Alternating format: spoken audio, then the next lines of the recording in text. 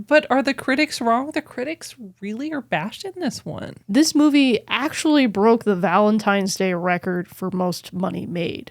Yes, it made, what, 14 million? Hi, I'm Teresa. Welcome to Cocoon Cast, where we deep dive into movies and discuss all things cinema. Hi, I'm Rebecca. Today we'll be discussing the new movie, Bob Marley, One Love. Rebecca, let's get started. Bob Marley is already beloved within the reggae community and is seen as a Jamaican icon. When the night before a crucial peace concert, in no short order, he is shot at, his band is attacked, and his wife is put in a coma. Now, with the motivation to put this latest trauma behind him, Bob starts touring in order to find the sound that speaks to him for his newest album. But when the people of his abandoned island come back to beg Bob to come back home, he soon realizes running away from your past isn't protecting anyone's future. Rebecca, we have been seeing this trailer for months and months and months.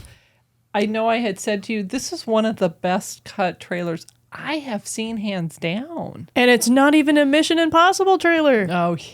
Right. I was excited about seeing this movie. I won't say I love and I know everything Bob Marley, but I know things Bob Marley, and I like Bob Marley. Bob Marley is one of the most influential musicians of these past generations. And I think it's partially because he speaks to a wide variety of people, and his sound is a very all-encompassing sound. So it's kind of cool to see the Bob behind Bob, so to speak. Exactly. And it's not a documentary. No, this It's is not even a rockumentary at this point. It's a biopic, yes. It's a biopic, that's right. I was laughing when you were saying his influence is wide and vast. I'm thinking of all the different people, and obviously I'm missing people, but I'm laughing that even Toby Mac is influenced by Bob Marley. He has a daughter named Marley. Everybody is influenced by Bob Marley. You sure it wasn't a Christmas Story reference? No. But it's one of those things where you don't know what you're going to get, because we said not a documentary, it's not a rockumentary, it's a biopic, and those tend to be hit or miss these days. I think so.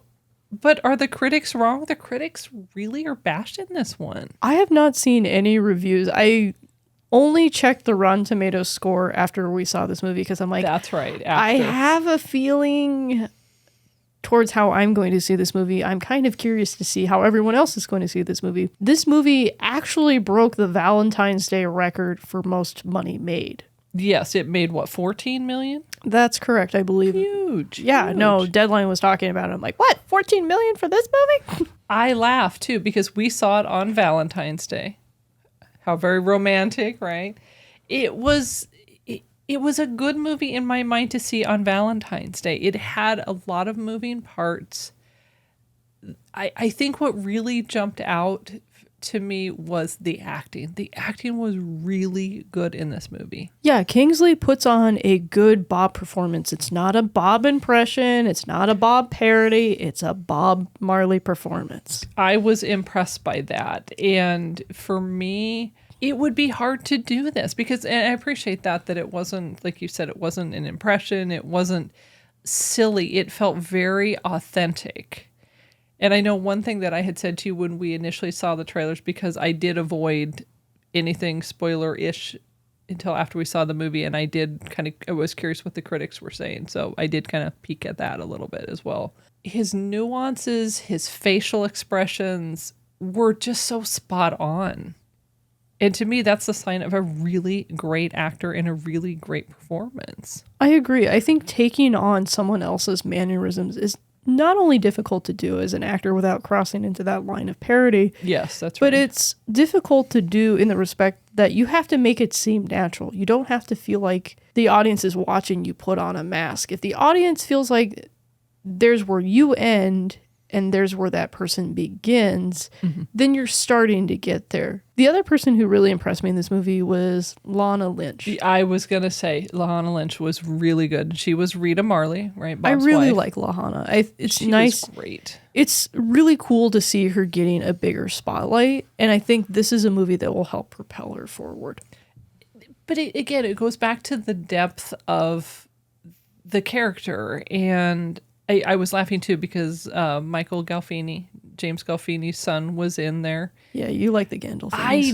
I do. And I thought that was kind of funny because it wasn't you blink and you miss him. He had a role. He was one of the publicists, and apparently Howard Bloom has just taken care of so many different celebrities. I was reading it was Prince, it was Styx, it was, some little byline around Michael Jackson. He's done a ton. And I liked how the movie went beyond, the casting and the acting. I like how it went. There was a lot of music, a lot of Bob snippets. If you know Bob's music, you'll hear a few snippets, and it's not just everyone's going to be all right, Correct. But I liked how the movie, how the music informed the scenes, and it was only using his music, which I appreciated.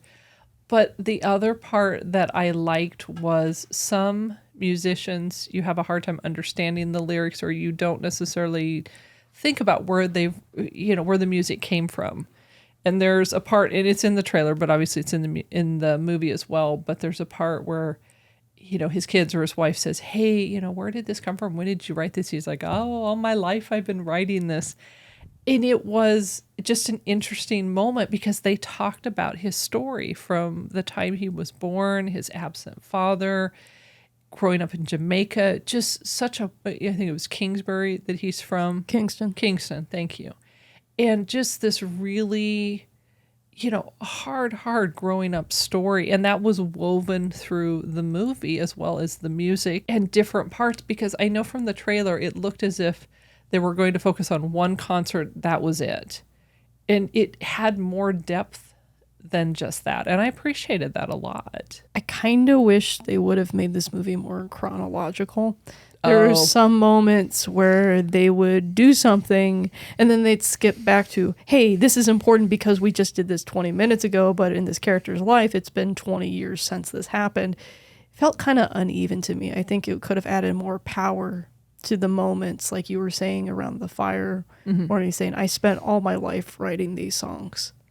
No, and that's a good point. And that would be a reason not to love this movie. And that may be, again, I didn't read all the critics' reviews. I was looking mostly for how are they rating it, because I didn't want to spoil it. I didn't want it to impact my review. That was my understanding as well. So before we started filming, I actually pulled up the Rotten Tomatoes scores because I was so curious. Sure. As of the time we're recording this, literally as we're recording this, I haven't refreshed the page or anything. Sure, right, understood. The tomato meter is sitting at 44% with 137 reviews. Okay, so not too many at this point. That's the critic side. Correct. The audience score is 94% with over 500 certified ratings. Wow. That means that these are accounts that have been around for a little bit. These are accounts that have taken the necessary steps. But that's huge, though. I mean, that's so subpar versus way above average, right? 94 is, and my suspicion is this is a movie that people that like Bob Marley will like. His kids, 3 of his children were involved in the producing of the movie, and it sounds like his daughter was on set often. She, from my understanding, Rita is still alive. She's in Florida. She would take the clips. She would send them to her mom. She would send them to the I3s, right? The ladies that were his background people. And they were sending film footage. They were sending different parts. It really felt like a collaborative effort versus one person going, oh, I really like Bob Marley and I really want to make this movie. I mean, the thought that went into it, right, with Kingsley Ben-Adir as Bob Marley, my understanding, it was a year-long search, global search. They didn't just say, oh, we kind of like you, we'll take you. I think that would be the easy choice to make, considering that most people that love Bob Marley will gravitate toward Bob Marley. It would be an easy choice to make. I'm glad they took the time for the casting. Unfortunately, I wish the writing was better. It sounds like that's where you were stuck is, and I don't mean that in a mean way, but it sounds like that's where it was, this is good. And then it was like, oof. And then you were saying the going back and forth. It doesn't sound like it was confusing to you. It just sounds like it didn't allow for you to have a flow. It just ruined the impact of the movie for me. I think that sometimes you have to really consider how the audience is going to feel after they see a certain moment. And then when you kind of give the payoff later in the bit, feels like you're cheapening that moment. You've talked about that before where something will happen and just allowing it to breathe. And I appreciate that because my thought is, let's move, let's move, let's move, let's go, let's go. I like that. Not when it's this crazy pace, but when it's moving more fluid, because it doesn't give me too much time to not sit with it, but to get distracted by other things. It's, oh, this is what you want me to see. Oh, this is what you want me to hear. But listening to you, I've grown to really appreciate that. Just sit with it. There's one moment you see in Bob's early career where him and what becomes the Wailers are basically auditioning for this record executive. Oh, right, early on. And I think that could have been powerful place near towards the beginning, because Bob feels like, I've been put on this earth to do something special, and I feel like that something special is being ripped away because people aren't responding to my message. People aren't responding to my music the way that they have in the past. And I think if you really see that almost miraculous moment for him, you really understand where he's coming from. Instead, he just comes across as this whiny rock star. Which I don't think he was. No, and I think that's a disservice to the real Bob. That's a good point, because there are parts that I don't think would have been played for effect per se. I think they would have been more interesting. Like you said, that scene, there was a scene where he and his wife had talked multiple times about, going to Africa, really wanting to go, not wanting to do this European leg of the tour. I think that was done pretty well. They were saying where they were, but it went fast. And unfortunately, here I'm talking about going fast, but that felt too fast. But there were some scenes that were significant. I know him and his wife had an argument. I think they were in London at the time, or Paris. Paris, thank you. I'm like, that's not right. Correct. They were in Paris, and she left the room. He went out to meet her, and the dialogue and the exchange between them was just incredible. And I think that was a good example of what you're saying, that they sat with it. It was well executed. The screenplay, in my mind, was good at that point, and it didn't make him out to be the saint, even though a lot of people love Bob Marley.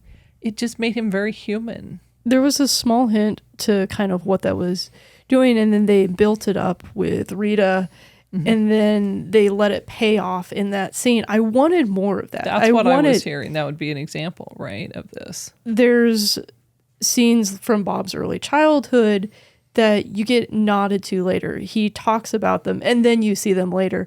I think if you would have done them before, and then he talks about them, it would have let you as the audience sit with them. And then when you hear how Bob experiences them, you can say, okay, in the context of this movie, this is how they want me to see it. Do we have any questions from the box? If someone's not too familiar with Bob Marley and his life, do you think this is a good movie that will really give them a good insight?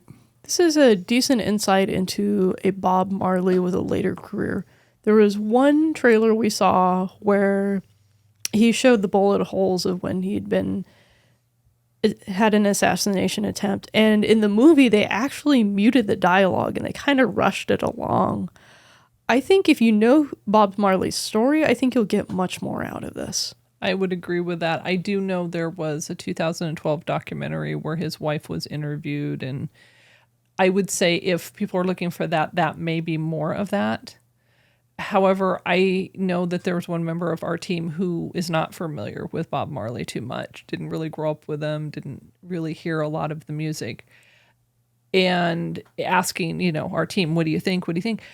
And this person said, yeah, I actually liked it. I liked it quite a bit, and it was easy for me to follow. So I do think even if you are unfamiliar with him, this is a good movie to see for this. I think this is a better companion piece to say something like the documentary. Do we have any other questions from the box? The team was commenting after we saw the movie that with the Jamaican accents, it made it a little rough to understand if you're an English-speaking person and not someone who speaks with a Jamaican accent. Do you think they maybe should have had an option for subtitles with this? Do you think that would have helped? Actually, I hear what the box is saying, because I was part of that discussion, and I remember hearing parts of that too. And there were parts of it where it wasn't making fun of his accent or anything of that nature, but it was a little mumbly. We saw it in Dolby, which ideally would be really clear and really sharp. And there were parts that were difficult for me to understand. Part of me wonders if that's an audio mixing problem too. It could Not be. just, hey, our ears are untrained for Jamaican accents. Correct, because I don't think it's that. Although I would say, let's be honest, right? There may be a part of that is ours. The subtitle piece, I don't know that would have been a bad thing. Meaning, if you want people to understand it, and if there's any hindrance of people understanding it, maybe it would do that. I don't know if that would feel disrespectful, though, to say, look, this person has an accent. Do we really need to subtitle just because you're having a hard time hearing it? That may feel offensive to certain individuals or certain people. That's the trouble I was having, which is almost if you're going to subtitle this one part and they speak pretty clear English through most of the rest of the movie. Correct. Even with a very heavy Jamaican accent. Correct. You might as well just subtitle the whole movie then. That's the point, and I think that almost becomes more controversial. However, I'm always disappointed, even if someone speaks something very clearly and I am attuned to the accent, if I miss it, I think somebody took the time to write it, and I think they would want to make sure I heard it or I understood it. Yeah, this is a pretty sticky wicket, as they say. Absolutely right. I agree with that. Speaking of sticky wickets, how about we rate it 1 to 5 months? Rebecca, what do you think? I really wanted this movie to be more than it was. The music scenes were great. I feel like they really captured the charisma machine that was Bob Marley. Yes. This movie didn't land for me. Oof. So 1 to 5, what do you think? It's a 2. Oh, wow. Okay. Boy, you're with the critics, I think. This time I am, and it's not because I want to be and because I want to be seen as in and doing the right thing. It's just, I had such high hopes for this movie, and it turned into another Gran Turismo fest. Okay, fair enough. Boy, I'm on the other side of that. Boy, we're opposites today. I would say for me, it's a 4-wing. Tell me what you liked most about it. Honestly, the story is a wonderful story, meaning overcoming adversity, wanting to bring people together. Just the essence of who Bob Marley is, I think, was captured. The acting to me was phenomenal. I can't walk away from it because I was between a 3 and a wing and a 4. But when I really look at it, I'm like, yes, the screenplay could use a little bit of help, a little bit more love, I think would have been helpful. But it was, I like the community, the family involvement. I believe they didn't, like I said earlier, Ray, I believe they didn't make him look perfect, which I appreciated. He was human, and the argument he had with his wife really communicated that there were some challenges they were having. And to live in a time and live in a country where people are trying to kill you. His wife was in a coma. I mean, it was like this close, and she would not have made it. I think that there's something about that and something positive in our culture where somebody cares more about people than their own individual life, right? We always talk about the power of one. And I'm like, wow, this movie communicated that in a life of someone that many people know but don't necessarily know. And like I said, I didn't grow up loving Bob Marley, and not in a negative way. It's just not the music that, I grew up listening to. But with phenomenal acting, I think it told the story well. So to give it a really low rating, which, although I respect that, I can't agree with it. And I understand why you gave it a really high rating. That's those 2 reasons are the reason it's getting 2 moths. Correct. Fair enough, right? Thanks for joining us. We're always excited to create experiences to bring our cinema community together. Watch the notifications for a review of the new movie, Drive Away Dolls. Then come back to the channel this weekend for our weekly show, Movies and More, where we'll have more movie reviews, the latest Hollywood news, and commentary with snark, meant to amuse. Please remember to like, subscribe, and to share our channel. If you enjoyed this movie review, you might click the link to check out a review of The Monk and the Gun, or click the other link to watch last week's show, where we reviewed Lisa Frankenstein. Remember, cinema community movies are better together. together. Thanks for watching. See you in the next review.